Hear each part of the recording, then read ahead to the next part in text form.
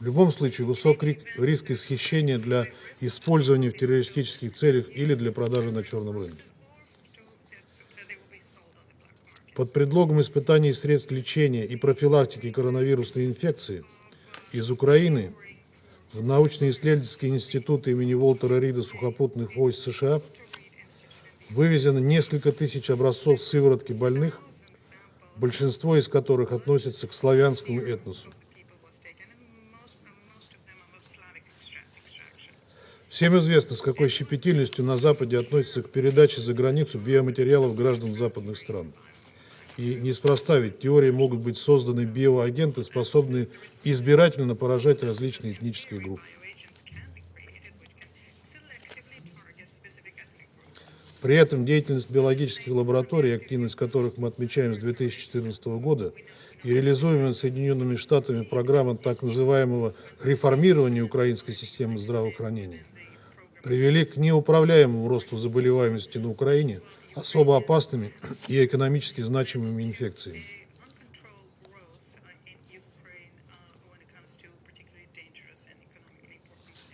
Фиксируется рост числа случаев краснухи, дифтерии, туберкулеза.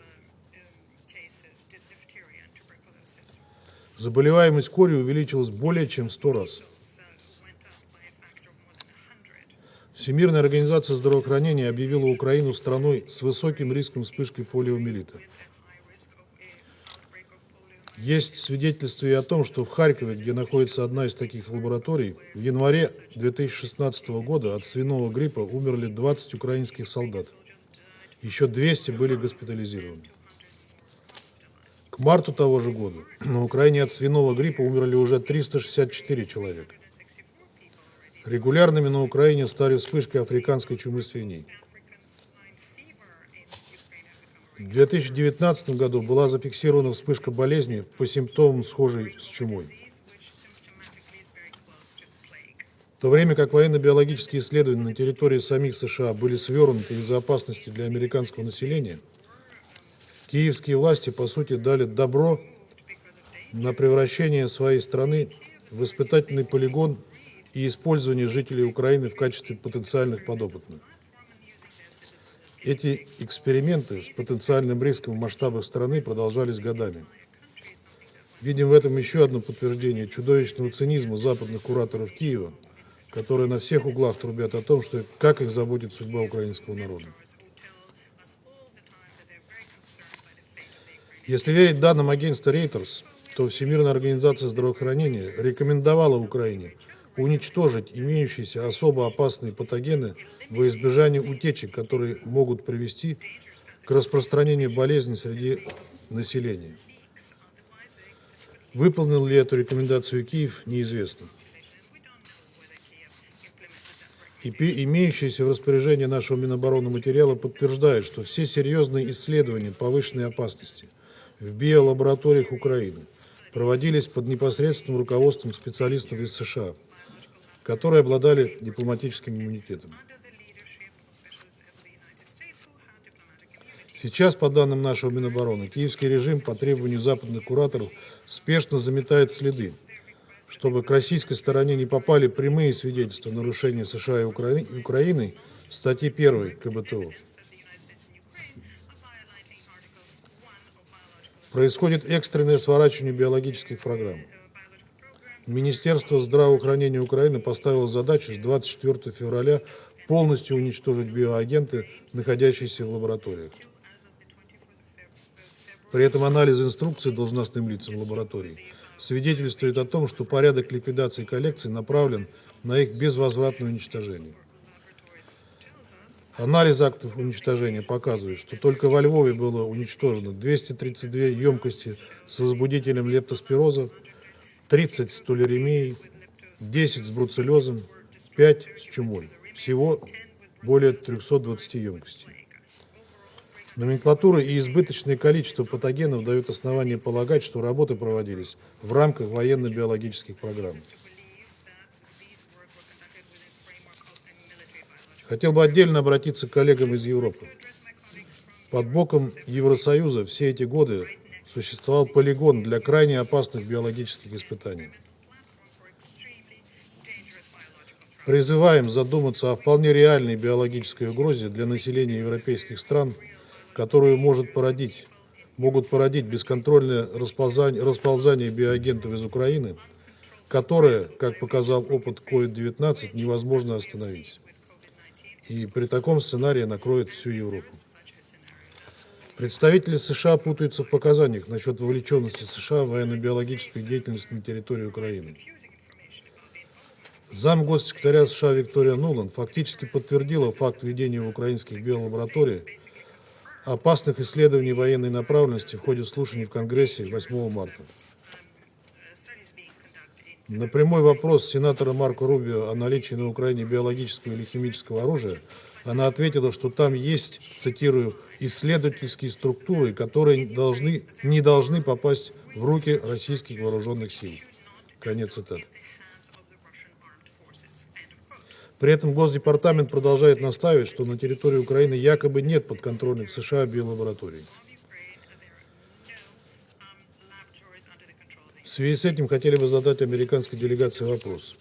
Как с этим вашим утверждением стыкуется соглашение от 2005 года между Минобороны США и Минздравом Украины о сотрудничестве в сфере распространения технологий и патогенов, которые могут быть использованы в разработке биооружия?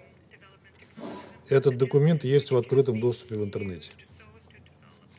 В соответствии со статьей 3 этого соглашения, Минобороны США может, цитирую, оказывать Минздраву Украины поддержку в области совместных биологических исследований, определения угроз от биологических агентов и выработки ответа на них. Применительно к, снова цитирую, опасным патогенам, размещенным на объектах на территории Украины.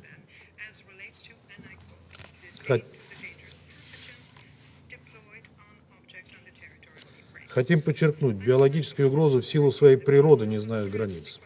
Сегодня ни один регион мира не может чувствовать себя в безопасности. Соединенные Штаты курируют несколько сотен биолабораторий, расположенных в 30 странах, в том числе на Ближнем Востоке, в Африке и Юго-Восточной Азии, а также по периметру бывшего СССР. Поставить их под международную верификацию Вашингтон категорически отказывается, блокируя с 2001 года выработку юридически обязывающего протокола КБТО о создании эффективного механизма верификации соблюдения государствами этой конвенции. Это не может не наводить на мысль, что Соединенным Штатам есть что скрывать. Призываю коллег из этих регионов задуматься, какую деятельность Вашингтон осуществляет на их территории и каковы будут последствия для населения. Мы предвидим реакцию наших западных коллег, которые сегодня наверняка будут заявлять, что вся эта информация – фейк и российская пропаганда. Но это самовнушение вряд ли поможет европейскому населению в случае вспышек на Украине и в сопредельных государствах с последующим расползанием за их пределы опасных заболеваний. А риск этого весьма реален с учетом того интереса, который радикальные националистические группировки на Украине проявляют к проводившимся там в интересах Минобороны США работам с опасными патогенами.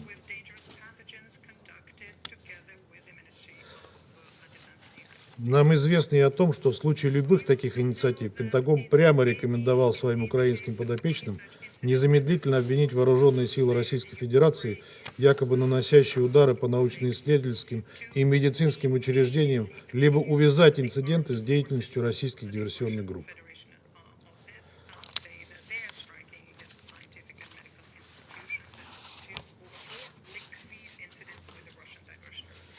Минобороны России продолжает непрерывно анализировать биологическую обстановку на территории Украины и поступающие материалы. То, что мы рассказали сегодня, лишь малая толика из имеющихся у нас сведений. Подробную информацию мы распространим в самое ближайшее время в качестве официального документа Совета Безопасности ООН, и вы сможете ее изучить. Мы считаем своим долгом держать Совет Безопасности в курсе ситуации с военно-биологической деятельностью США на территории Украины, создающие реальные риски для международного мира и безопасности, и намерены вернуться к обсуждению этой темы уже в ближайшее время. Не исключаем в перспективе возможности задействования механизмов статей 5 и 6 КБТО.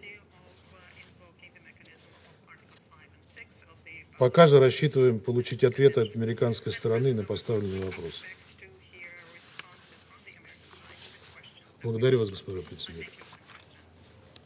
أشكر ممثل الاتحاد الروسي على بيانه. أعطي الكلمة لممثل ألبانيا.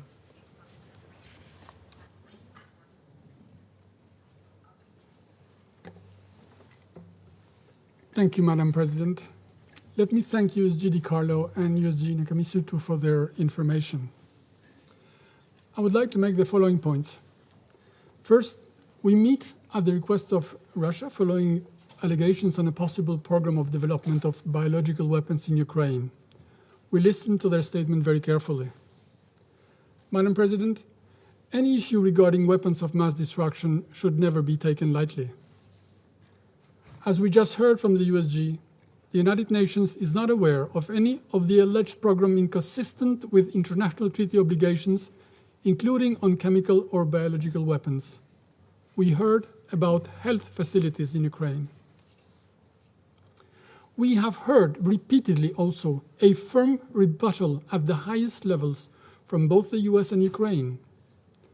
Therefore, Russia's allegations are, in our opinion, part of the information warfare, false, unsubstantiated, part of the usual propaganda and the disinformation coming from Russia, conspiracy theories not worth our time.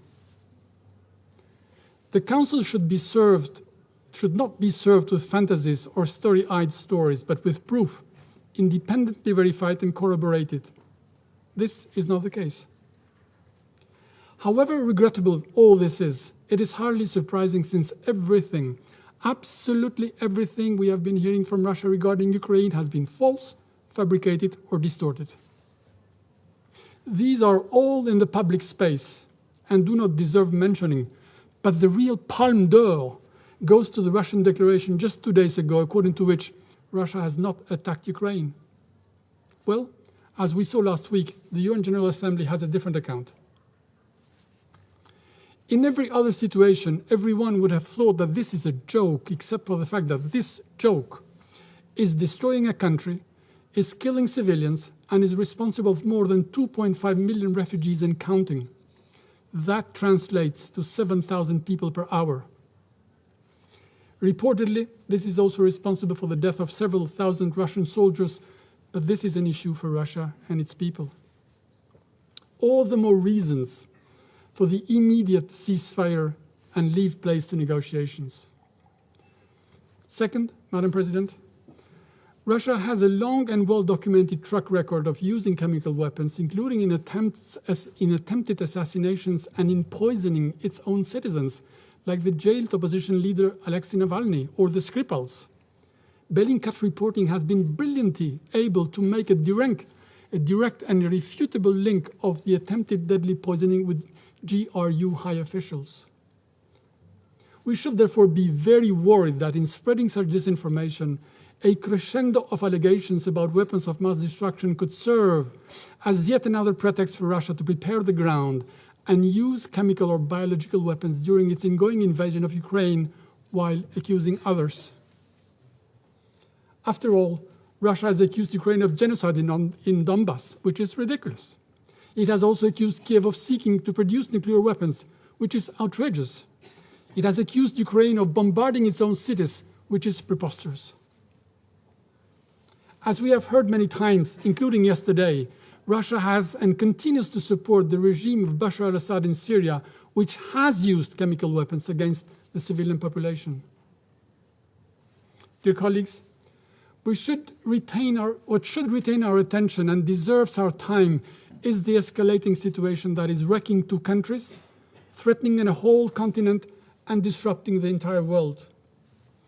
15 days into this brutal invasion and the growing armed might of Russia, with the open complicity of Belarus, has stalled before the steel-clad and indisputable right of a nation to defend its land. Russia's goals are as abhorrent as the means it is using to achieve them. We are horrified by the catastrophic situation in Mariupol and other besieged cities where civilians are starved, by the use of cluster ammunition and in urban areas, as we heard during the briefing, by the redoubling of blind shelling and bombardments, by more than 26 assaults on various health-related facilities or including ambulances, as confirmed by the WHO and confirmed during this meeting, by outrageous and immoral acts which constitute war crimes. These are facts. Nothing seems to be going as planned in Ukraine. The unprovoked, unjustified, and premeditated act of aggression by Russia, again with the complicity of Belarus, lacks any legal or moral ground. The very ones that in turn empower Ukrainians to fight heroically, be ready to die for the ideals they believe in, for the right to choose who they want to be shapers of their own destiny. In this respect, we welcome the conclusions of the European Council, which, among others, welcomed the will of Ukraine to join the European Union. We are warm-hearted by the Ukrainian resistance, incomprehensible maybe to the invader, and which should be seen as an inspiration and a reminder that freedom always prevails over tyranny. Let's not forget, colleagues, if Russia makes its way into Ukraine, it will not stop there. It will want more. And as history reminds us, aggression works like a drug. This is why David must and will prevail. I thank you. أشكر ممثل ألبانيا على بيانه وأعطي الكلمة لممثلة الولايات المتحدة.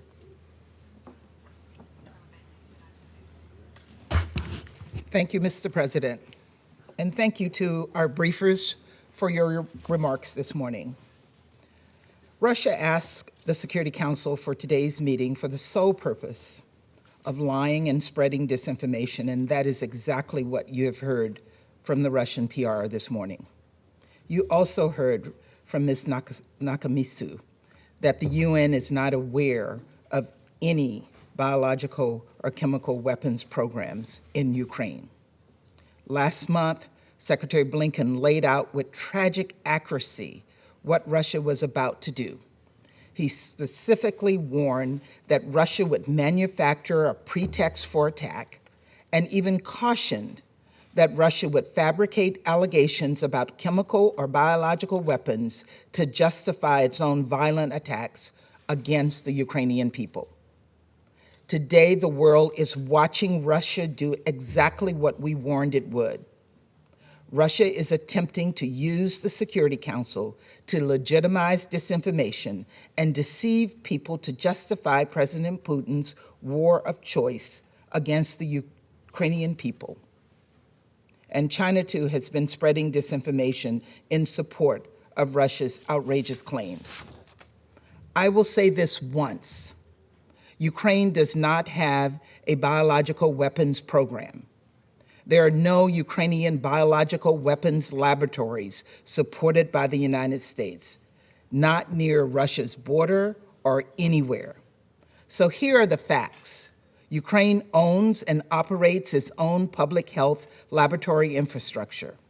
These facilities make it possible to detect and diagnose diseases like COVID-19, which benefit us all. The United States has assisted Ukraine to do this safely and securely. This is work that has been done proudly, clearly, and out in the open. This work has everything to do with protecting the health of people. It has absolutely nothing to do with biological weapons. In fact, it is Russia that has long maintained a biological weapon program in violation of international law. It is Russia that has a well-documented history of using chemical weapons. It is Russia who is the aggressor here. It was Russian operatives who poisoned Alexei Navalny and Sergei and Yulia Skripal with nerve agents. It is Russia that continues to support the Assad regime in Syria and shield it from accountability when the UN and the OPCW have confirmed that Assad has repeatedly used chemical weapons over the past several years. And we're deeply concerned that Russia's calling for this meeting is a potential false flag effort in action. Exactly the kind we have been warning about, including from Secretary Blinken here in the Security Council last month. Russia has a track record of falsely accusing other countries of the very violations that Russia itself is perpetrating. And given that, and consistent with our previous statements, we have serious concerns that Russia may be planning to use chemical or biological agents against the Ukrainian people. The intent behind these lies seem clear, and it is deeply troubling. We believe Russia could use chemical or biological agents for assassinations as part of a staged or false flag incident or to support tactical military operations. From the beginning, our strategy to counter Russia's tactics has been to share what we know with the world transparently. And candidly, we have been right more than we'd like to. We're not going to let Russia get away with lying to the world or staining the integrity of the Security Council by using this forum as a venue for legitimizing Putin's violence. Russia has attacked homes, schools, orphanages, and hospitals. Russia has attacked civilian infrastructure, including water and sanitation facilities. Their forces are laying Ukrainian cities under siege. Hundreds of thousands of civilians now don't have access to electricity for heat or drinking water to stay alive. Russia is the aggressor here. And despite Russia's best efforts, the media and everyday Ukrainians are documenting this truth on the ground. Russia can't paint over the front page of the New York Times, which on Monday featured the bodies of a Ukrainian mother and her 2 children who died while trying to cross a bridge outside Kyiv in their attempt to flee to safety. Russia cannot cover up the work of AP News reporters who captured a doctor attempting to resuscitate an 18-month-old Kirill who died from Russian shelling in Mariupol. Russia cannot suppress the social media posts confirmed and amplified by CBS News that told the story of the 11-year-old Ukrainian boy who fled to Slovakia by himself with only a passport, a plastic bag, and a phone number scrawled on his hands. Russia cannot silence the Al Jazeera report of Russian soldiers terrorizing Ukrainian cities. And Ukrainian journalists are risking their lives every day to deliver to the world the latest on-the-ground facts, such as Novo Vremye reporting on the reckless behavior of Russian forces toward Ukraine's nuclear facilities. Russia is failing in its quest to create an alternative reality. In fact, not even Russian diplomats can keep their propaganda straight. Just yesterday, the Kremlin spokesman said he didn't have clear information about the Russian forces who fired on a maternity hospital.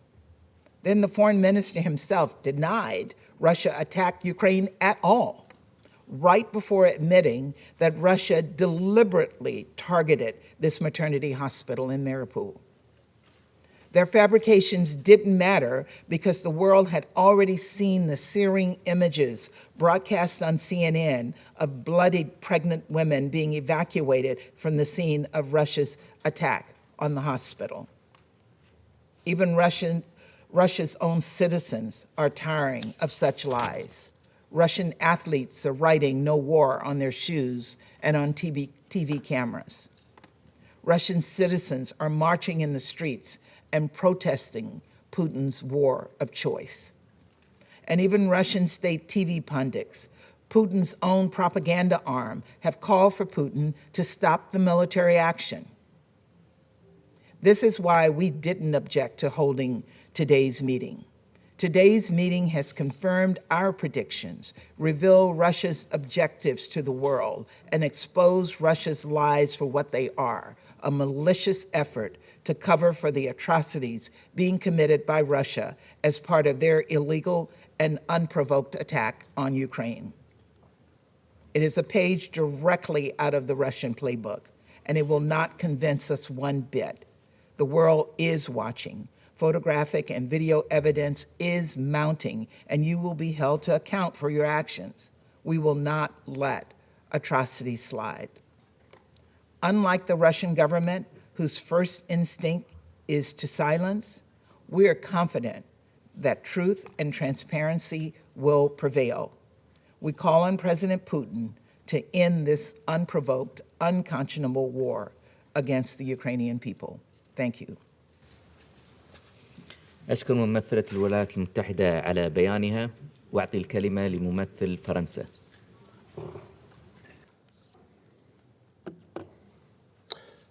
Monsieur le Président, je remercie Madame Di Carlo et Madame Nikomitsu pour leurs interventions. Je veux dénoncer avec la plus grande fermeté les allégations infondées de la Russie. Il y aurait, dit-elle, des attaques chimiques en préparation en Ukraine. Il y aurait des laboratoires de recherche sur les armes bactériologiques. Soyons sérieux, les mensonges de la Russie ne trompent personne. Ils font partie d'une stratégie cynique de désinformation et d'écran de fumée, dont la Russie a fait une véritable arme de guerre. Nous avons dénoncé ces provocations irresponsables il y a seulement quelques jours à l'OIAC, avec 46 autres États partis. Ce n'est pas la première fois que la Russie diffuse des mensonges pour attiser la confusion, semer la peur et surtout couvrir sa propre responsabilité. Rappelons une évidence, c'est bien la Russie et non l'Ukraine qui a eu recours à des armes chimiques ces dernières années sur le sol européen. C'est également elle qui tente de couvrir par la désinformation les attaques chimiques du régime syrien. La France est très préoccupée par la possibilité que cette campagne de désinformation puisse être le prélude à l'utilisation d'une arme chimique ou biologique orchestrée par la Russie en Ukraine. Ces armes sont bannies par le droit international. Elles ne doivent jamais être utilisées, dans aucun contexte, par qui que ce soit. La Russie s'y est engagée en ratifiant la Convention d'interdiction des armes biologiques et la Convention d'interdiction des armes chimiques. Les exposés que nous avons entendus ce matin sont clairs. La réalité, c'est que la Russie a prémédité l'agression d'un État souverain, violé la Charte des Nations Unies. La réalité, c'est que la Russie a jeté sur les routes des millions d'Ukrainiens, provoquant la plus grave crise humanitaire en Europe depuis la Seconde Guerre mondiale. C'est la Russie qui bombarde quotidiennement depuis 15 jours Mariupol et tant d'autres villes ukrainiennes et d'installations civiles en violation du droit international humanitaire. C'est la Russie qui tue chaque jour davantage d'Ukrainiens innocents. La désinformation, pas plus que le veto, ne saurait masquer cette dure réalité. Les lois adoptées par Moscou pour museler la presse et les voix qui s'élèvent contre la guerre en Russie n'y parviendront pas non plus. Ni les Russes, ni le monde ne sont dupes. Je vous remercie. أشكر ممثل فرنسا على بيانه وأعطي الكلمة الآن لممثلة المملكة المتحدة. Thank you, Mr. President. Russia has today brought into the Security Council a series of wild, completely baseless, and irresponsible conspiracy theories. Let me put it diplomatically. They are utter nonsense.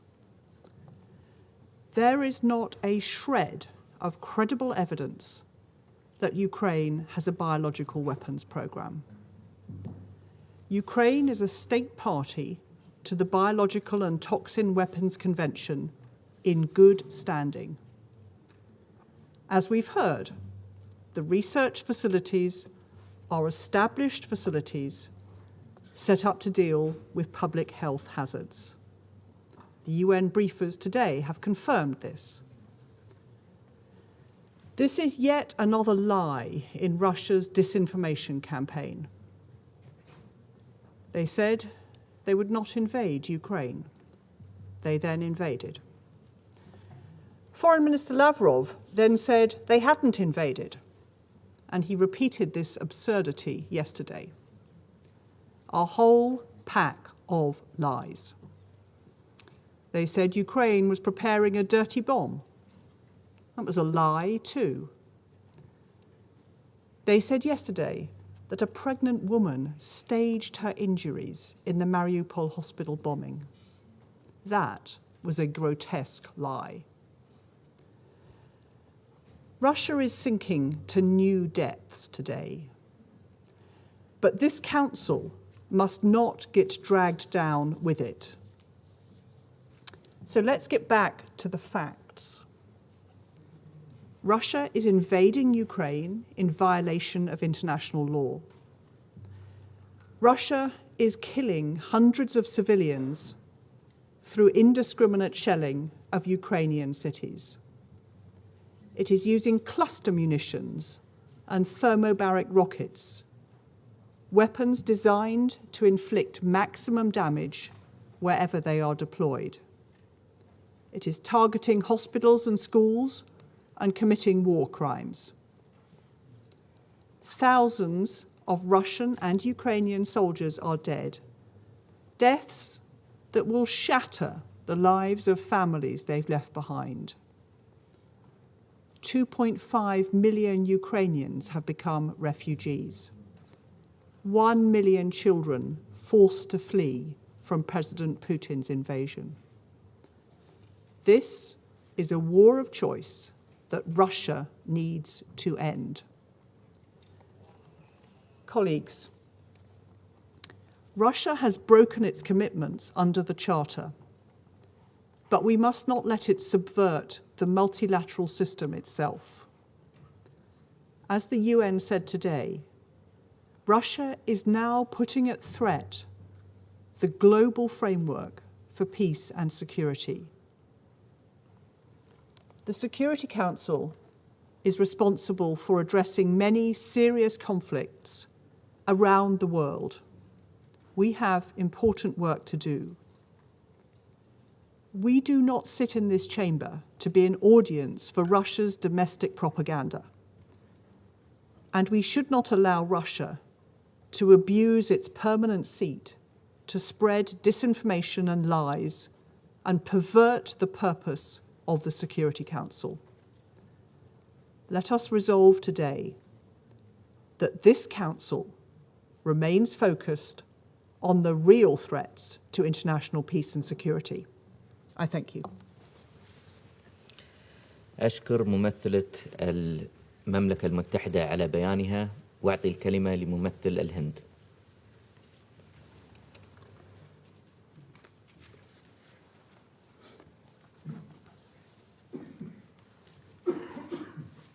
Thank you, Mr. President. I thank USG Nakamitsu and USG DiCarlo for their briefings. We have noted the recent statements by states and wider information regarding the biological activities relating to Ukraine. In this context, we would like to underline the importance attached by India to the Biological and Toxin Weapons Convention, BTWC, as a key global and non-discriminatory disarmament convention prohibiting an entire category of weapons of mass destruction. It is important to ensure full and effective implementation of the BTWC in letter and spirit. We also believe that any matters relating to obligations under the BTWC should be addressed as per the provisions of the convention and through consultation and cooperation between the parties concerned. Mr. President, we have repeatedly expressed serious concern over the ongoing situation in Ukraine. We sincerely hope that the ongoing direct negotiations between Russia and Ukraine would lead to cessation of hostilities. There is no other alternative except the path of diplomacy and dialogue. the dire humanitarian situation needs immediate and urgent attention. We once again call upon member states to adhere to the principles of the UN Charter and international law and respect the sovereignty and integrity of states. I thank you, Mr. President. أشكر ممثل الهند على بيانه وأعطي الكلمة لممثل المكسيك.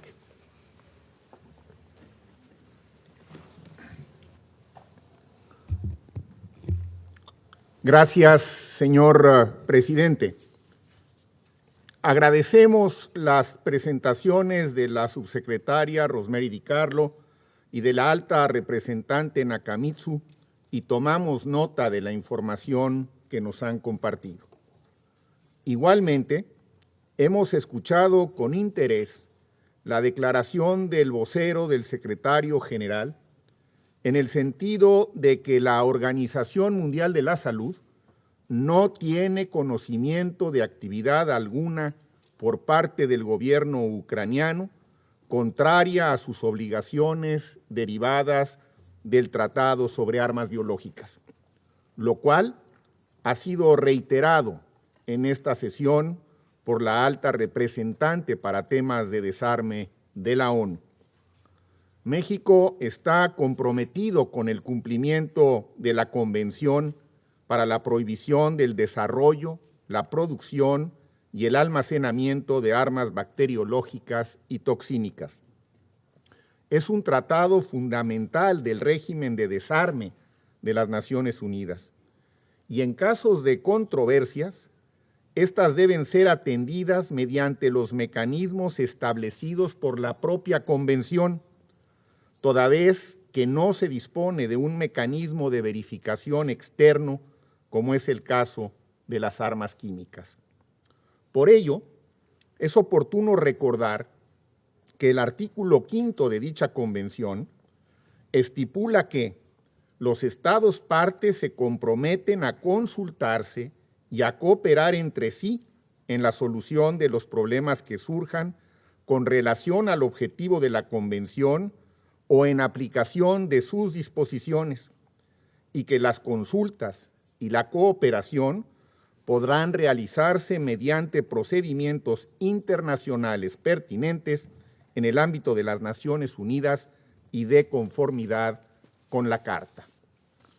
Presidente, México se opone categóricamente al empleo de armas biológicas por cualquier actor y bajo cualquier circunstancia, así como a cualquier ataque contra las instalaciones médicas, científicas o asistenciales en Ucrania. Concluyo reiterando el llamado urgente al cese al fuego y en tanto este se logre, llamamos a establecer de inmediato una pausa humanitaria sostenible que garantice la protección a la población civil y el acceso a la ayuda humanitaria a quien la necesite sin restricciones ni exclusiones. Gracias, presidente. أشكر ممثل المكسيك على بيانه وأعطي الكلمة الآن لممثل غانا. Thank you very much, Mr. President. And let me begin by thanking the High Representative for Disarmament Affairs, Isuzumi Nakamitsu, and the USG for Political and Peacebuilding Affairs, Rosemary DiCarlo, for their briefings to the Council this morning. I also welcome the participation in this meeting of the representative of Ukraine. Mr. President, Ghana has taken due and careful note of the briefings and the remarks of delegations that have spoken before us.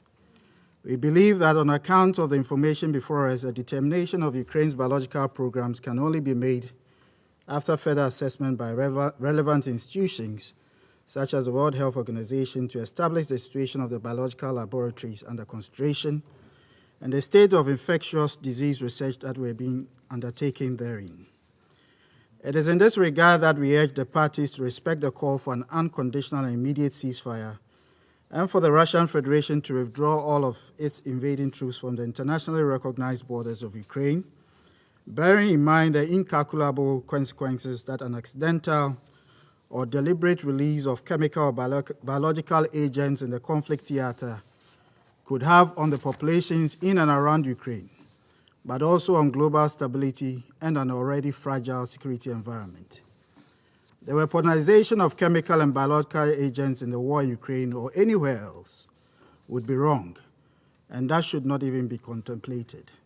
As a state party to the Biological Weapons Convention, we believe that the call for a verification regime for the BWC continues to be valid, and that such an additional protocol could be done in a manner that is reasonable and sensible, especially in light of recent global developments, including the COVID-19 pandemic.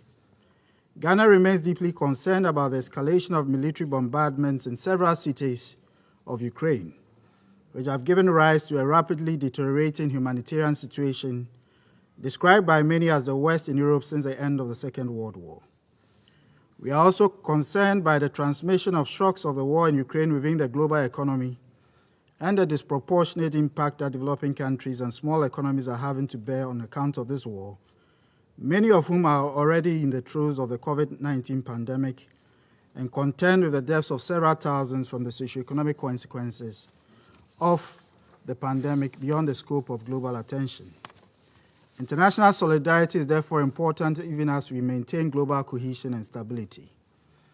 We remind the warring parties of their obligation to respect and comply with their commitments under international law, international humanitarian law, and human rights law. In particular, we call for the protection of civilians and humanitarian workers in Ukraine in accordance with the provisions of the Fourth Geneva Convention of 1949 relative to the protection of civilian persons in the time of war. Mr. President, in concluding, let me recall Ghana's long-held view that the possession or proliferation of weapons of mass destruction, including chemical and biological weapons, neither assures international peace nor national security. We all therefore have a responsibility to ensure that we eliminate such weapons from the present civilization we are seeking to build. I thank you very much for your kind attention. أشكر ممثل غانا على بيانه وأعطي الكلمة الآن لممثلة إيرلندا. Thank you very much, Mr. President, and I'd like to thank the High Representative Nakamitsu and Under Secretary General DiCarlo for their sober briefings this morning. Mr. President, Ireland deeply regrets the decision of the Russian Federation to call for today's meeting. It has done so for no other reason than to advance baseless claims against Ukraine and the United States. Ireland has a long-standing and clear policy on biological, chemical, and other weapons of mass destruction. It is intolerable that Russia, as part of its attempts to excuse its unjustifiable and unlawful aggression against Ukraine, is making unsubstantiated and unfounded claims against Ukraine regarding the alleged development and possible use of biological and chemical weapons. The prohibitions on biological and chemical weapons must not be undermined. Given the reckless disregard for nuclear safety and security shown by Russian forces since the start of the invasion, there are fears for CBRN safety arising from the invasion. This in no way, however, supports the claims of weapons of mass destruction development in Ukraine. We are familiar with this approach by the Russian Federation. It forms part of a long-standing pattern by the Russian Federation to use disinformation in multiple multilateral fora to distract, deny, and cover up its own transgressions and aggressions. Ireland considers it unacceptable to levy such accusations against Ukraine, a state party in good standing to the Treaty on the Non-Proliferation of Nuclear Weapons, the Chemical Weapons Convention, and the Biological Weapons Convention. These instruments are doing their vital job of ensuring non-proliferation of weapons of mass destruction, and no evidence has been advanced to support such allegations in these fora. Earlier this week, 48 states, including Ireland, challenged these unsubstantiated claims by Russia in the OPCW. I urge the Russian Federation to cease its campaign of disinformation and not to use this Council as a platform to spread disinformation. Such harmful actions demean this body and its role in maintaining international peace and security. Mr. President, the Russian Federation's invasion of Ukraine has created a humanitarian catastrophe. In another effort to mislead and misinform, we've been told by the Russian Federation that the humanitarian crisis we are seeing in Ukraine is not a result of its actions. However, as UN briefers confirmed again today, it is clear that the Russian offensive is causing the suffering of millions, resulting in a rapidly rising toll of internally displaced persons and refugees in need of humanitarian assistance. Millions of people in Ukraine are struggling with the humanitarian consequences of this senseless aggression. Whatever is agreed or not agreed on humanitarian safe passage, civilians and civilian infrastructure must be protected. Compliance with international humanitarian law is not optional, it is an obligation. Full, safe, and unhindered access to provide humanitarian assistance is urgently needed.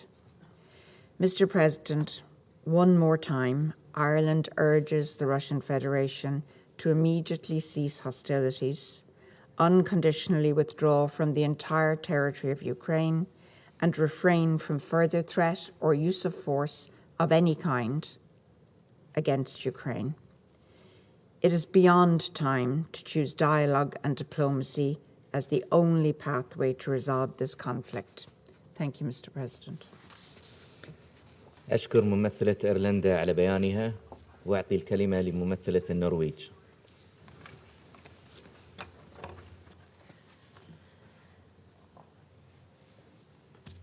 Thank you, President, and I thank USG DiCarlo and High Representative Nakamitsu for their statements.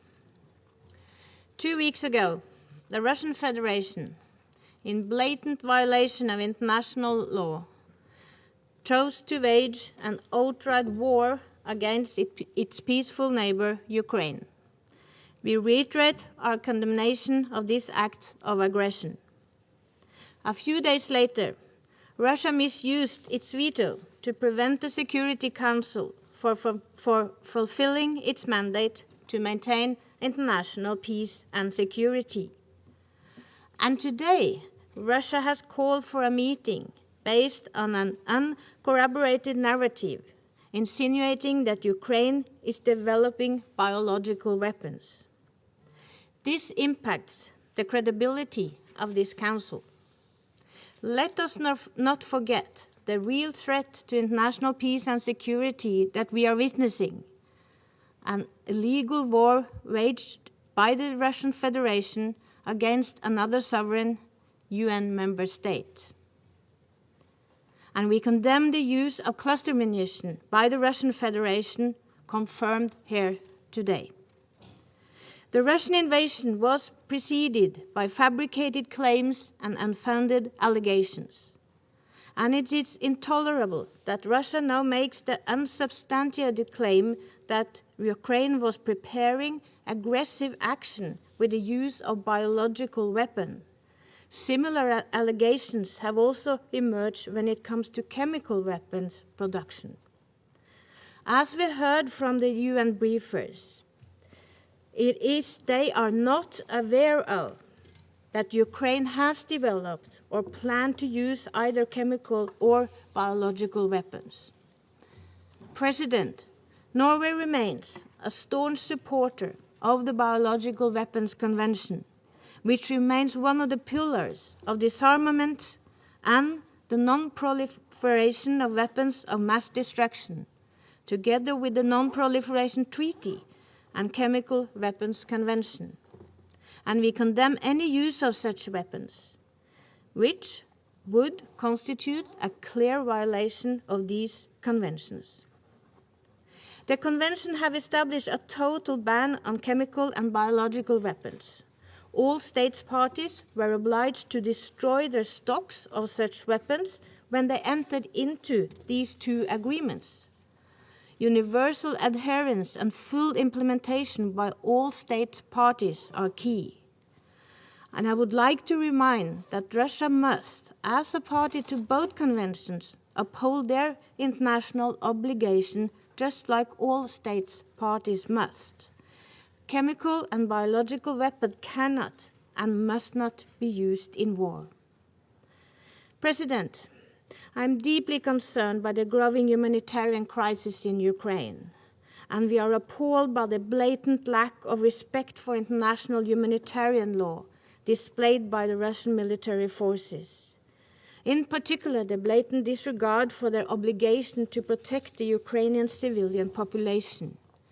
Every day we see numerous reports of Russian shelling of homes, schools, hospitals, and other critical civilian infrastructure. This is unacceptable and must stop. The horrifying reports from this week's attack on a medical facility in Mariupol are yet another example of the disrespect for international humanitarian law.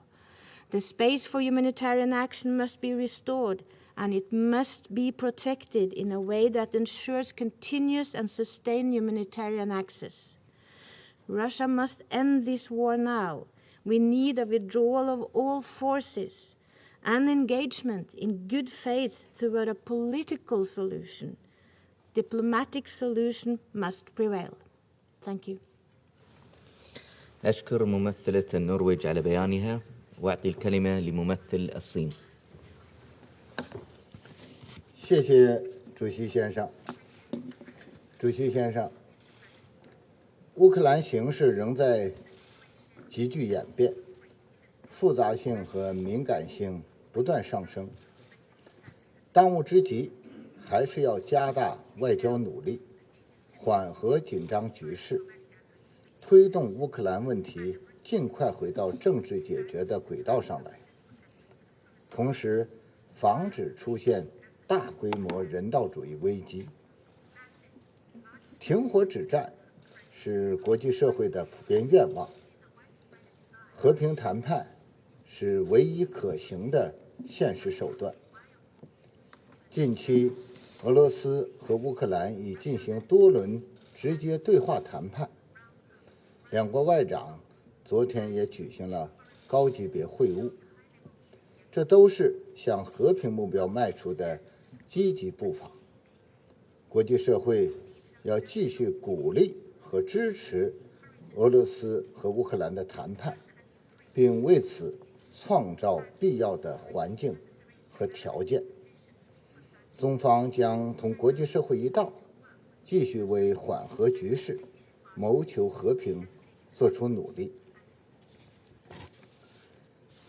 主席先生，中方高度重视生物安全问题，一贯主张全面禁止和彻底销毁包括生物武器在内的一切大规模杀伤性武器，坚决反对任何国家在任何情况下研发、拥有或使用生物武器和化学武器，敦促尚未销毁库存化武的国家尽快完成销毁。禁止生物武器工业的宗旨和原则必须得到严格的遵守。生物武器是大规模杀伤性武器，有关生物军事活动的信息线索都应引起国际社会的高度关切。中方关切地注意到俄方公布的相关文件。遵守禁止生物武器公约是所有缔约国的义务，俄方提出的关切应得到妥善解决。中方敦促相关方切实履行公约义务，作出全面澄清，并接受多边核查。我们注意到媒体报道，世界卫生组织已经建议乌克兰政府销毁实验室的病原体，以防止疾病传播。我们期待了解更多具体信息。当前形势下，为了民众的健康，确保相关实验室的安全至关重要。主席先生，刚才美国代表在发言中对中国进行无理指责，中方对此坚决反对。国际社会对美方生物军事活动早有严重关切。美国在全球有336个实验室，这是美方向禁止生物武器公约缔约国大会提交的数据。美方一直主张公开透明，如果美方认为有关信息是假的，完全可以公布相关证据，做出澄清，以便国际社会做出评判。我谢谢你，主席先生。 أشكر ممثل الصين على بيانه وأعطي الكلمة لممثل البرازيل.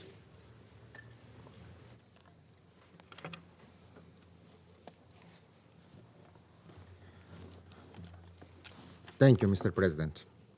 Mr. President, biological weapons were the first category of weapon of mass destruction to be subject to a comprehensive prohibition.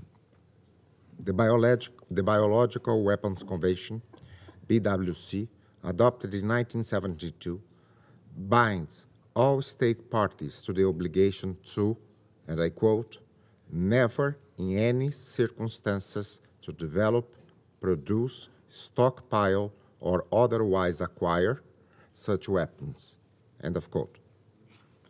Brazil believes that any accusations regarding violations of the basic prohibitions set out by the BWC are extremely serious and, as such, must be thoroughly substantiated by solid evidence. Such evidence must be presented to and confirmed by an independent and impartial authority, as foreseen in Article 4 of the Biological Weapons Convention. It is unfortunate that such investigation mechanisms are not strong enough at the moment. Brazil also believes that legitimate scientific and technological research on biosafety and biosecurity should be kept distinct and separate from possible violations of the prohibition against the development and production of biological weapons if we wish to preserve the BWC regime. Research into new and dangerous pathogens should be subject to strict transparency mechanisms. Brazil has long favored the negotiation of a multilateral verification protocol as a complement to the BWC, with additional measures to guarantee protection and security against emerging biological threats. The situation before the Council today only reinforces the urgency and the necessity of such a mechanism.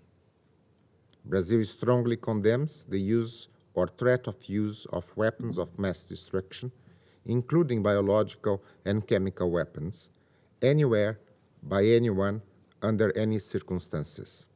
I thank you. أشكر ممثل البرازيل على بيانه وأعطي الكلمة لممثل كينيا. Thank you, Mr. President. I thank USG Mary DiCarlo and High Representative Nakamitsu for their briefings, and I welcome the participation of the representative of Ukraine. The conflict in Ukraine continues at unacceptable cost to the people of Ukraine and increasingly to the entire world as the prices of essential commodities rise sharply. Our hearts go to the families who have lost loved ones, as well as the millions of refugees and internally displaced persons. We are also gravely concerned that the armed conflict has not spared objects indispensable to the survival of civilian populations, including residential homes, health facilities, as well as power and water infrastructure. Mr. President, we have listened with deep concern to the serious allegations of the development of biological weapons in contravention of the Convention on the Prohibition of the Development, Production, and Stockpiling of Biological and Toxin Weapons. The Security Council, as mandated in the Biological Weapons Convention, is obliged to consider complaints brought forward by any state party to the Convention against the breach of this Convention. The Convention weighs the Security Council with the responsibility to consider whether to carry out an investigation. Should a state party formally lodge a complaint to trigger such a process, we must make the obvious observation that there would need to be a halt to the armed conflict to enable an investigation. That, Mr. President, would then bring us to precisely the same situation where we are in today, even as Ukraine and Russia's diplomats have just met in Antalya to explore an agreed basis for a ceasefire. We urge them to redouble their efforts and to make use of the willingness of many countries to lend their every assistance to their talks. Mr. President, the risks of this conflict broadening and escalating should be taken with extreme seriousness. Already, its effects are being experienced far outside Ukraine. The sanctions and counter-sanctions are threatening the world food supply, and rapid energy price increases will drive millions more people into poverty, even as they struggle to recover from COVID's impact. Humanity is teetering on the edge of a precipice. The coming economic shock, if a ceasefire is not imminently announced, will be accompanied by a political crisis and more conflict situations.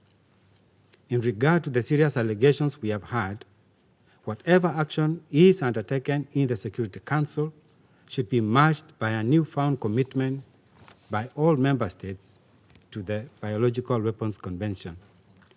We urge its 183 states parties to seize the opportunity of the 9th Review Conference later this year to strengthen the biological weapons regime and the norms that safeguard humanity from the threat of use of these abhorrent weapons. Ultimately, Mr. President, the only way out of this crisis is to pause the armed conflict and give a chance to dialogue to shape a stable European security order in which the sovereignty and territorial integrity of all members is protected. I reaffirm Kenya's recognition of the sovereignty, territorial integrity, and political independence of Ukraine within its internationally recognized borders. I thank you.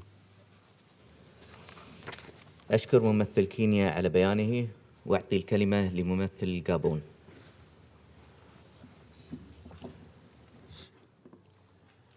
Merci, Monsieur le Président.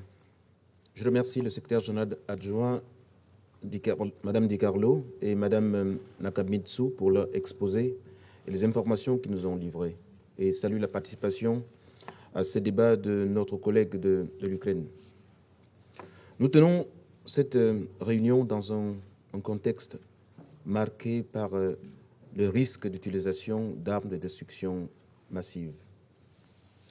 Monsieur le Président, les graves accusations réciproques de part et d'autre autour de cette table faisant état des risques persistants d'utilisation d'armes chimiques en lien avec des programmes d'expérimentation en cours ne préfigurent absolument rien de bon pour l'humanité.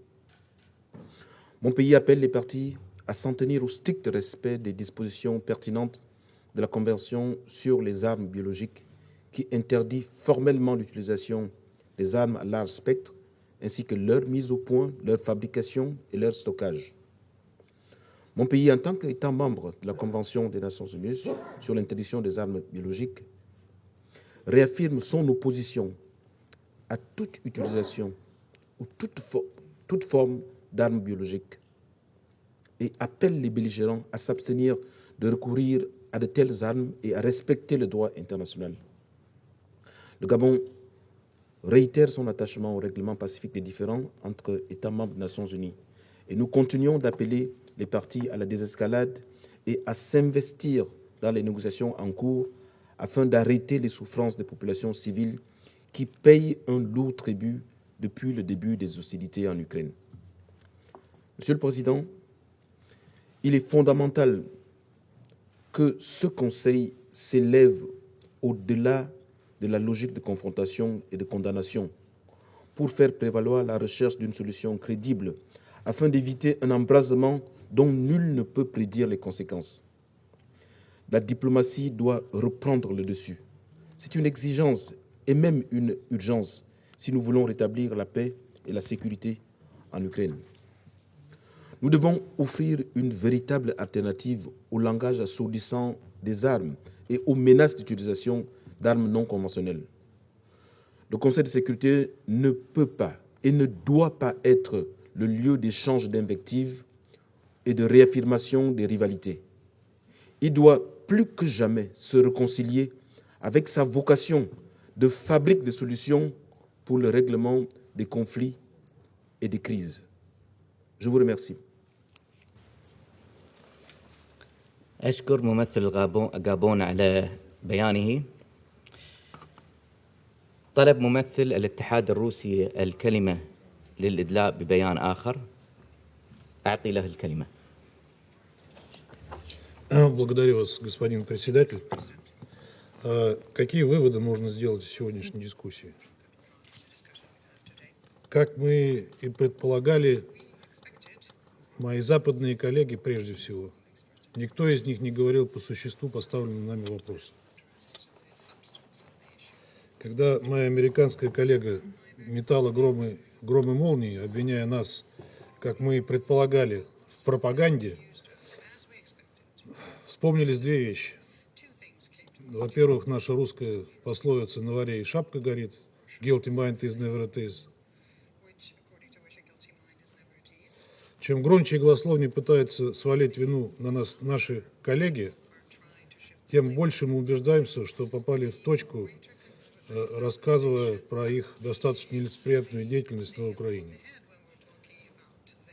Во-вторых, невозможно не вспомнить на другую историю, которая неоднократно уже упоминалась в разных контекстах, о знаменитой пробирке Колина Пауэлла в этом самом зале, что стало основанием для интервенции Соединенных Штатов в Ирак, повлекшей колоссальные человеческие жертвы и разрушения, которые потом аукнулись в целом регионе, аукнулись в том числе созданием террористической организации ИГИЛ. Вот это настоящий пальм-д'ор, о котором сегодня говорил мой албанский коллега.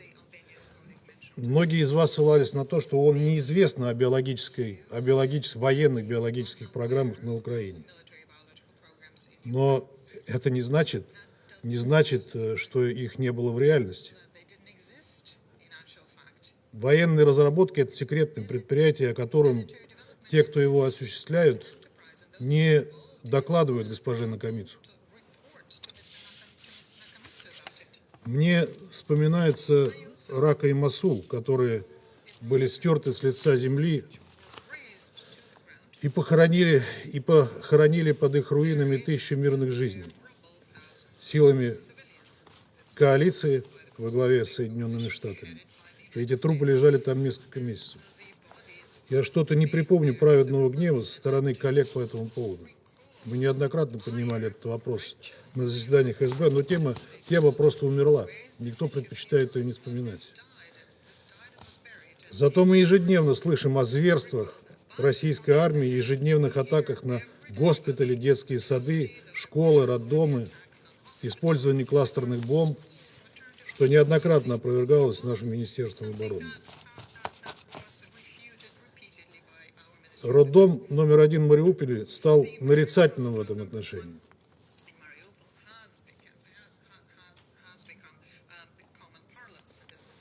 Я хочу вас спросить, вы слушали то, что мы говорили здесь, в этом здании, в понедельник, 7 марта? О том, что боевики, радикалы превратили это здание в огневую точку. Мы предупреждали об этом еще тогда. Но, видимо, вы не слушаете, не хотите слышать, что мы говорим. Вы видели фотографии якобы разрушенного бомбы или ракеты роддома? Они у меня есть. На них видно здание без окон, но не разрушенное. Вот, пожалуйста. Вы представляете себе, что должно было случиться со зданием, которое было подвергнуто бомбовому или ракетному удару? И с теми, кто находился внутри здания. Фото из здания, снятые внутри видео, они у меня тоже есть. Вот они. Демонстрируют беспорядок, перевернутую мебель и нетронутые стулья. Еще раз прошу вас, вы представляете, какие следы разрушений должны были остаться после бомбового или ракетного удара по зданию? Военные специалисты вам скажут об этом. Они уже сказали, продемонстрировав фото воронки рядом со зданием, которая по всем признакам образовалась в результате взрыва, заложенной в грунт мины. Вот эта фотография. Между тем, нам сообщают о 17 раненых в этом здании. И ни об одном погибшем, кстати говоря. И в качестве доказательств предъявляют фальшивую фотографию украинской блогерши Марианны Подгурской, снятой стрингером AP Евгением Малолеткой. Причем эта блогерша на двух фотографиях загримирована как две разные женщины. Это все было разоблачено самими пользователями сети. Нас возмущает гнусная, грязная кампания очернения российских военных, которые обвиняют в преднамеренных атаках на гражданские объекты.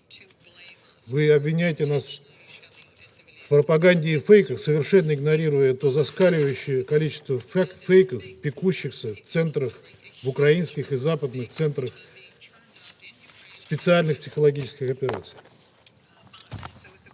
При этом вы стыдливо умалчиваете о том, что практически полностью отключили доступ к российским источникам информации.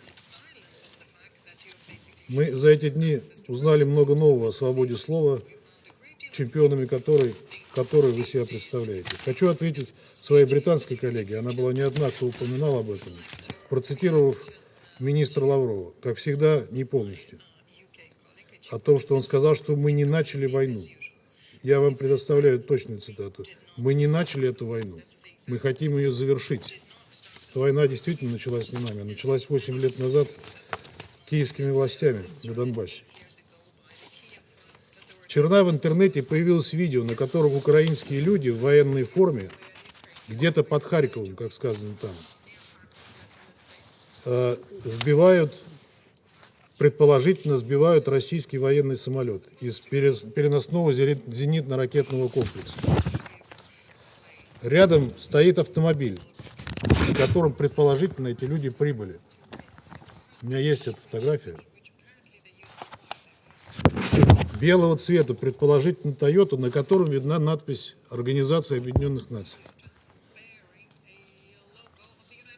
Мы уже задавали этот вопрос представителям секретариата, тогда мы получили ответ, что ООНовские автомобили не используются украинскими силами территориальной обороны, как утверждалось, они использовали их под Краматорском. Мы настаиваем на расследовании ООН этого инцидента, даже если окажется, что это не ООНовское транспортное средство. Нанесение ООНовской символики логотипа на автомобиль, используемый для боевых действий, недопустимо. Благодарю вас. أشكر ممثل الاتحاد الروسي على بيانه.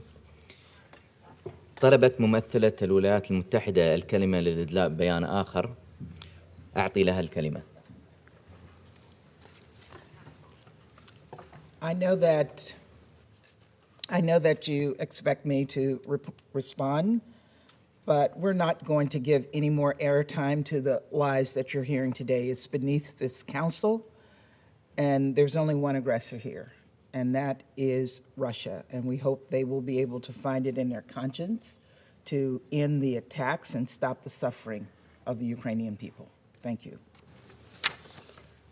أشكر ممثلة الولايات المتحدة على بيانها. أعطي الكلمة الآن لممثل أوكرانيا.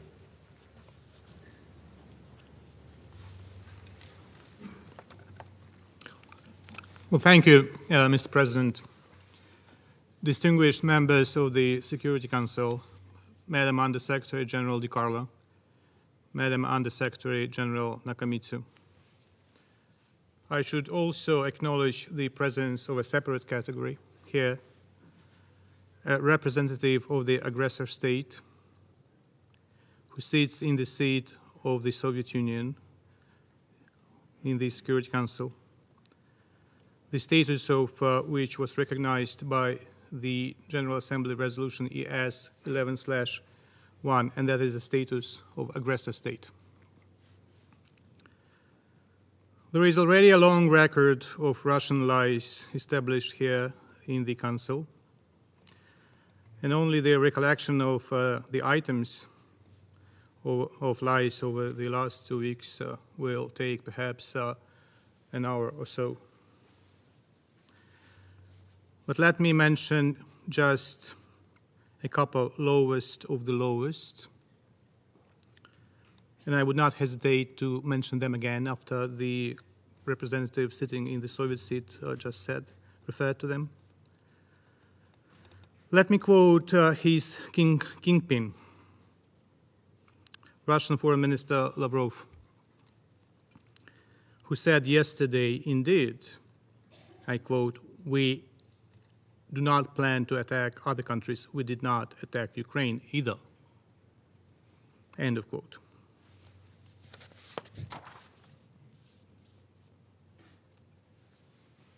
An outlet of the Russian lies, the Russian embassy in London, tweeted yesterday that a pregnant woman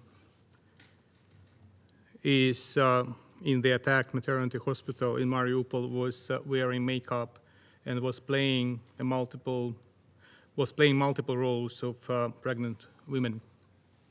And indeed, Moscow and the Russian ambassador here are struggling to get this story straight. Kremlin spokesman Peskov told Reuters in the immediate aftermath of the strike on Wednesday that, I quote, "Russian forces do not fire on civilian targets," end of quote. On Thursday, he told reporters that the Kremlin would look into the incident, I quote, "because you and I don't have clear information about what happened there," end of quote. Following a meeting with the Ukrainian foreign minister in Turkey on Thursday, Russian Foreign Minister Lavrov took a different stance, as he claimed without evidence that the hospital in Mariupol was a warranted target because the building had been seized long ago by Ukrainian armed groups.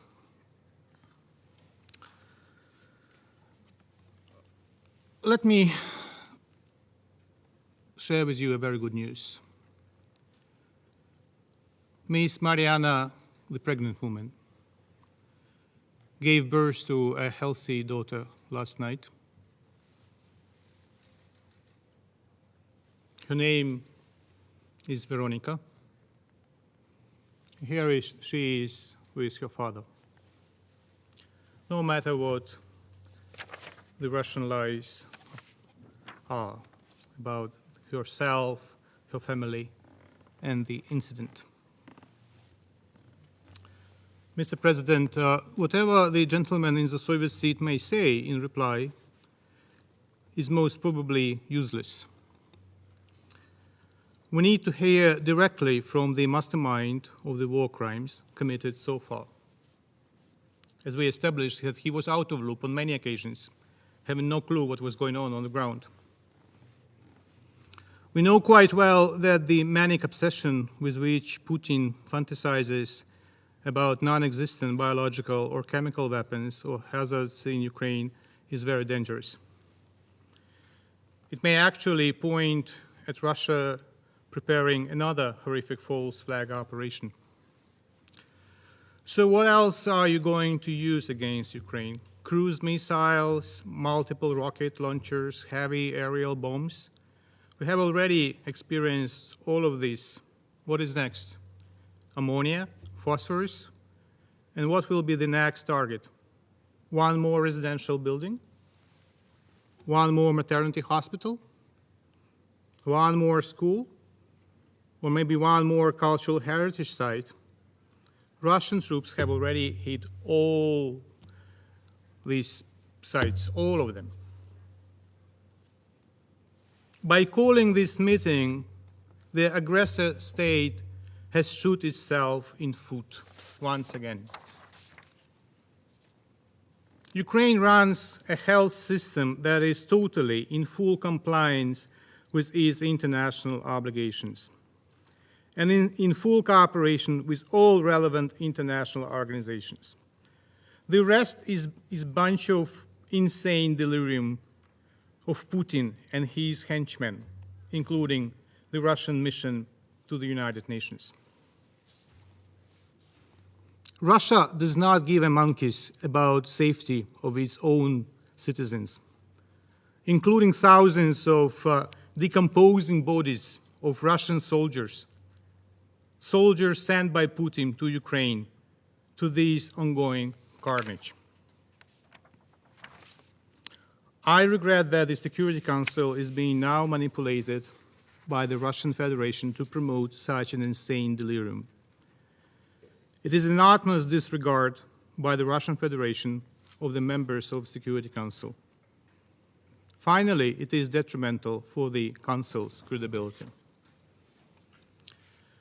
What indeed has to be addressed by the Council are the war crimes and crimes against humanity that the Russian Federation commits on a daily basis since 24th of February, the day when the war in Europe, unleashed by Russia, started. Among the most recent examples that shocked the world, Russian airstrike that destroyed the maternity hospital that we already mentioned so many times today.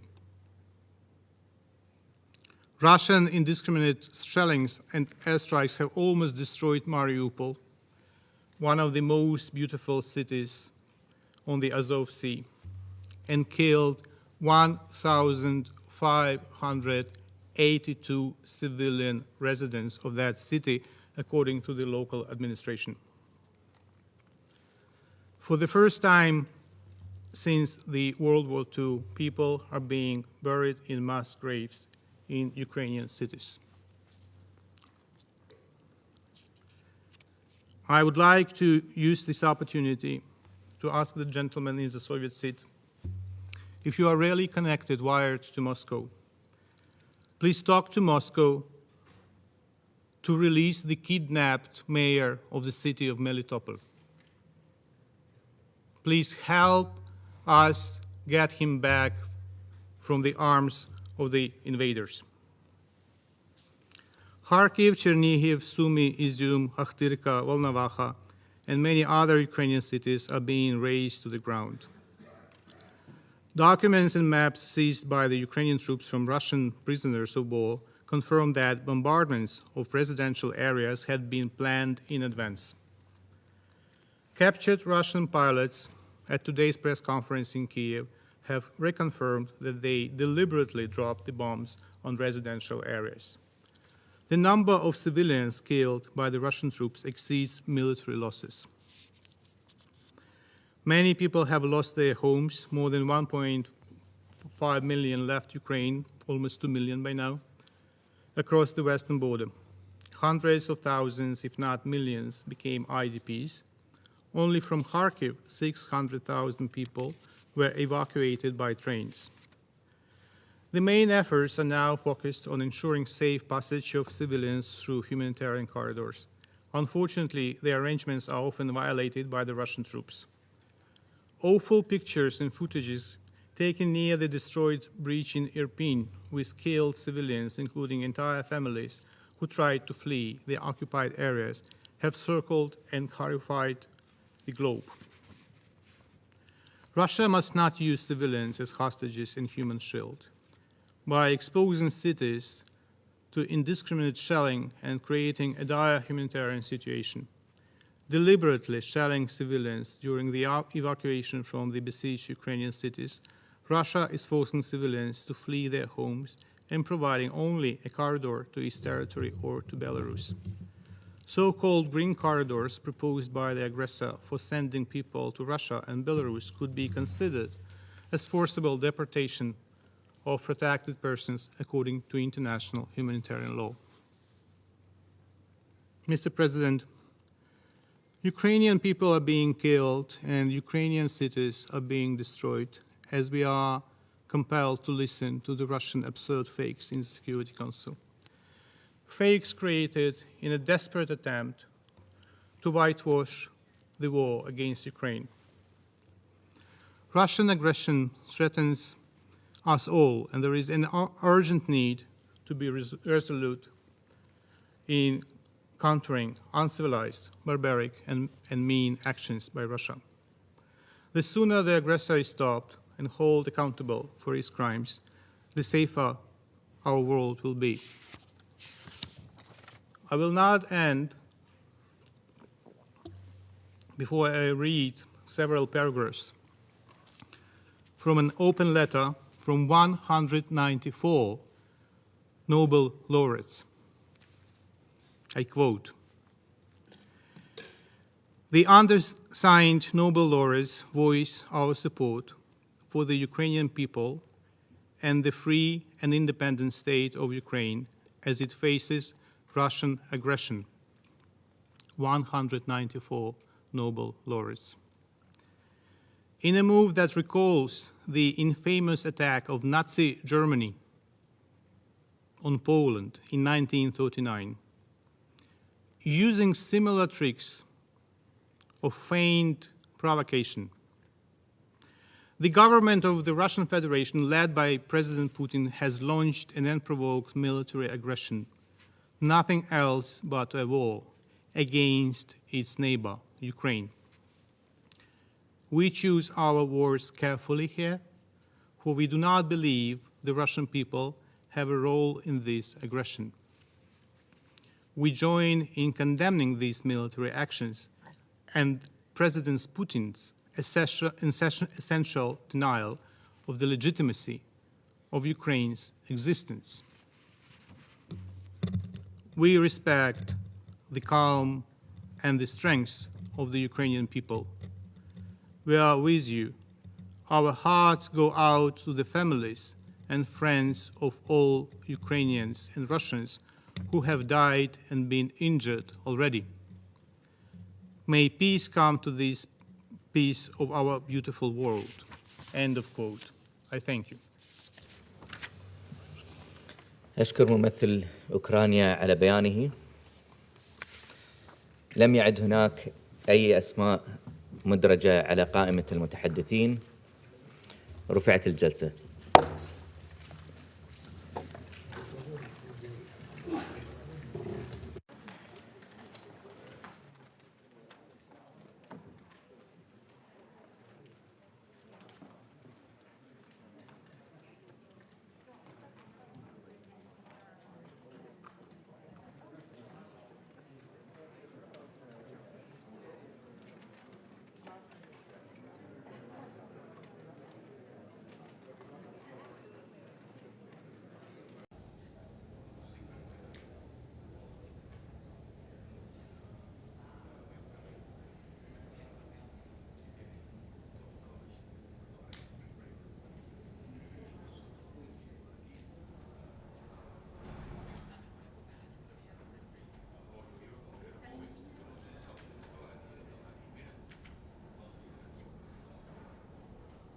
Go ahead, sir.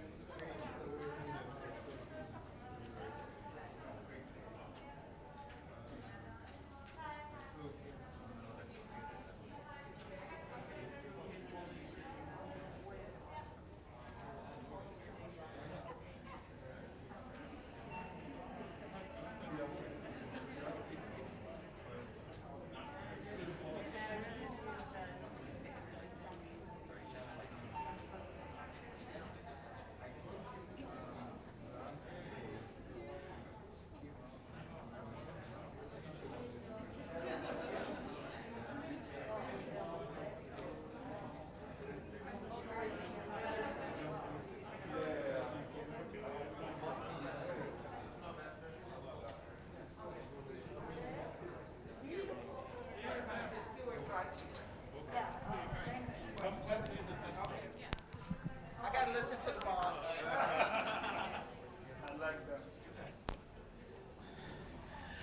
Just quickly, you've heard what just went on in the council, and I just want to say we believe in truth, we believe in facts, we believe our eyes and our ears. We actually believe what you are reporting every single day.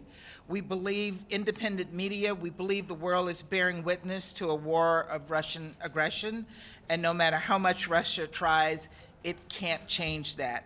That's what today showed, and it continues to show that Russia is the aggressor here, no one else.